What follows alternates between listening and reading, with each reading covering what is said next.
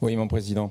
Mes chers collègues, je voudrais revenir sur les débats qui ont déjà eu lieu sur la filière aviaire, sur cette crise que nous traversons pour la 4e année consécutive. L'occasion de rappeler quelques éléments.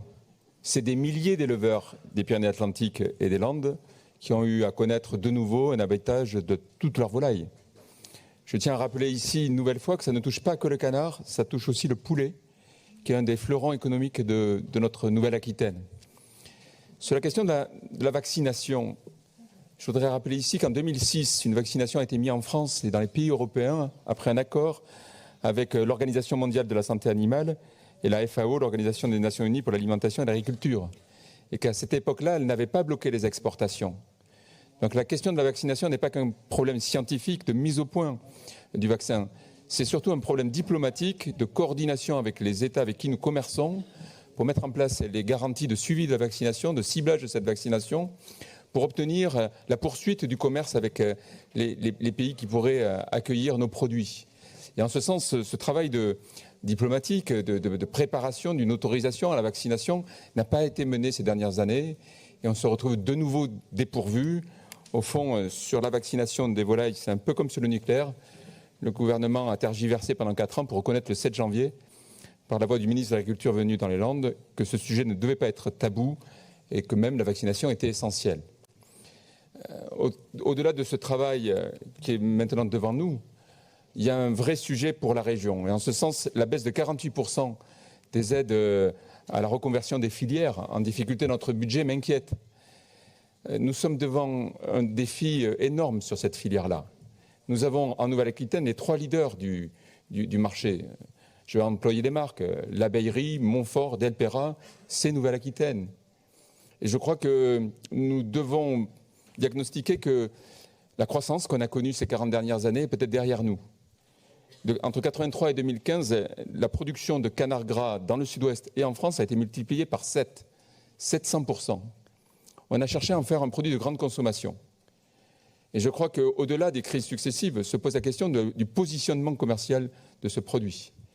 Nous sommes un peu comme les viticulteurs du Languedoc dans les années 70. Il a fallu qu'ils sortent du vin de table pour entrer dans le vin d'appellation. Ça a été pour eux douloureux, difficile.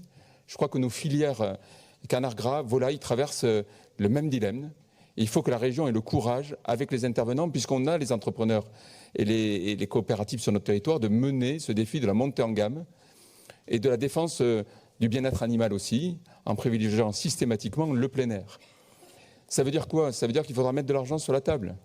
On a des outils industriels qui aujourd'hui ne sont plus dimensionnés avec le marché de demain. Au fond, l'ensemble des coopératives était parti sur 40 à 50 millions de canards par an abattus. Aujourd'hui, on en est à 25 millions. Il est fort possible que l'atterrissage soit plutôt entre 15 et 20 que ces quantités-là. Qu'est-ce qu'on fait de ces usines aujourd'hui fermées? J'ai sur ma commune de Saint-Sever un abattoir qui a embauché 100 personnes il y a 2 ans, qui est maintenant fermé. Qu'est-ce qu'on fait pour reconvertir ces friches? Là, l'action de la région, c'est son cœur de compétence, doit être au rendez-vous. Qu'est-ce qu'on fait pour toutes les exploitations qui, demain, peut-être auront à connaître une réduction des mises en place en canard? Qu'est-ce qu'on fait pour développer le label rouge, qui aujourd'hui ne représente que 10% de l'ensemble de la production, pour avoir peut-être produire moins, mais produire mieux et produire avec plus de valeur? Qu'est-ce qu'on fait pour que tous ces entrepreneurs transformateurs à la ferme, éleveurs-gaveurs, qui tuent leurs animaux et les transforment en conserve, rattaquent aujourd'hui la saison sans aucun stock? Sur toutes ces questions-là, je trouve que notre budget n'est pas à la hauteur cette année. Parce que ce qui compte, c'est la pérennité des entreprises pour que lorsque la production va revenir, elle soit toujours en vie. Et donc c'est vraiment un cri du cœur que je lance ici. On a un des fleurons de notre gastronomie qui est au fond dans l'identité de la Nouvelle-Aquitaine, qui est en phase avec un art de vie, avec ce à quoi on est attaché, qui génère des milliers d'emplois, qui est en péril, qui derrière la succession des crises a aussi un repositionnement commercial complet à mener. Il sera douloureux, il sera difficile, il demandera beaucoup d'investissement. J'aimerais que la région l'impulse plutôt qu'on le subisse. Je vous remercie.